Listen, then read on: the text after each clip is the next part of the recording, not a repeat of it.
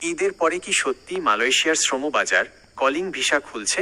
এই প্রশ্নটি এখন প্রতিটি প্রবাসী এবং চাকরিপ্রার্থীর মুখে মুখে। সামাজিক যোগাযোগ মাধ্যম বা ইউটিউবে অনেক ধরনের খবর ছড়ালেও 2026 সালের বর্তমান বাস্তব পরিস্থিতি ও অফিসিয়াল আপডেট নিচে স্পষ্ট করা হলো। 1. সরাসরি উত্তর, ঈদের পরপরই কি খুলছে? না, ঈদের ঠিক পরপরই সাধারণ কর্মীদের জন্য মালয়েশিয়ার কলিং ভিসা ঢালাওভাবে খুলে যাওয়ার কোনো অফিসিয়াল বা নিশ্চিত সিদ্ধান্ত হয়নি।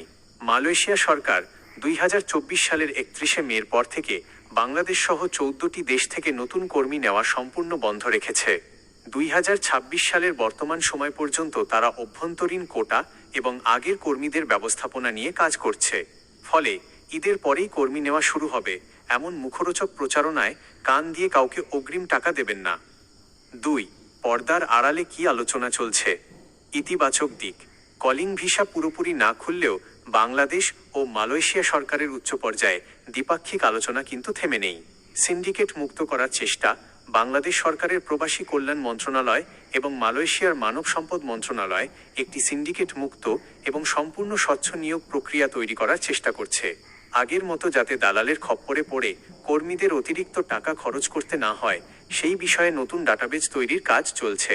পেশাজীবী ও স্টুডেন্ট ভিসা, সাধারণ লেবার বা কনস্ট্রাকশন ভিসা বন্ধ থাকলেও professional, employment pass, IT expert এবং স্টুডেন্টদের জন্য ভিসা উইথ রেফারেন্স ভিডিআর ও ই ভিসা ইভিআইএসএ প্রসেসিং কিন্তু সীমিত আকারে চালু আছে। 3.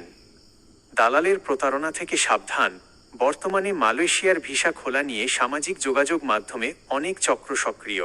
তারা ভুয়া ডিমান্ড লেটার দেখিয়ে বা মেডিকেল শুরু হয়েছে বলে অগ্রিম টাকা দাবি করতে পারে। গুরুত্বপূর্ণ সতর্কতা, মালয়েশিয়া সরকার যখনই কর্মী নেওয়ার নতুন ঘোষণা দেবে তা বাংলাদেশের প্রবাসী কল্যাণ ও বৈদেশিক কর্মসংস্থান মন্ত্রণালয় বিএমইটি এবং সরকারি ওয়েবসাইটের মাধ্যমে আনুষ্ঠানিকভাবে বিজ্ঞপ্তি দিয়ে জানানো হবে। তার আগে কোনো ব্যক্তি, দালাল বা সাব এজেন্টের সাথে আর্থিক লেনদেন করা সম্পূর্ণ ঝুঁকিপূর্ণ। তাই সঠিক তথ্যের জন্য সবসময় সরকারি ঘোষণা বা বিশ্বস্ত মূলধারার সংবাদ মাধ্যমের খবরের ওপর আস্থা রাখুন। কোনো বিষয়ে নিশ্চিত না হয়ে কোথাও পাসপোর্ট বা টাকা জমা দেবেন না।